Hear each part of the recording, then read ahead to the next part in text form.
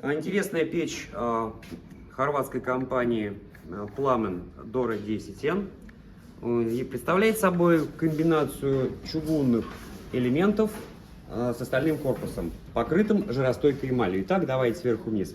Дымоход расположен сверху. Прочистное отверстие, вы можете видеть, что очень большое пространство здесь занято выше отсекателя. Обычно такого как бы печь себе не позволяет. Ну, по мысли изготовителя, я понимаю, что они попытались таким образом увеличить КПД. Дальше. Явно вертикальная ориентация печи.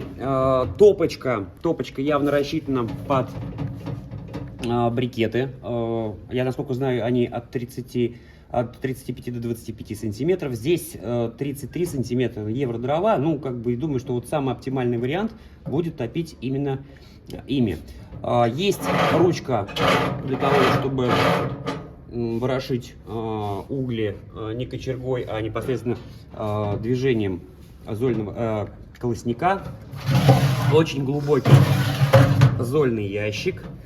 Газоплотная дверка, которая очень легко открывается и закрывается, проклеенная шнуром. Подача воздуха только нижняя. Каких-то намеков на дожик я не нашел. Что могу сказать? Ну, неплохо немножко, но не для нас. Все-таки не для нашего клирента, не для наших дров.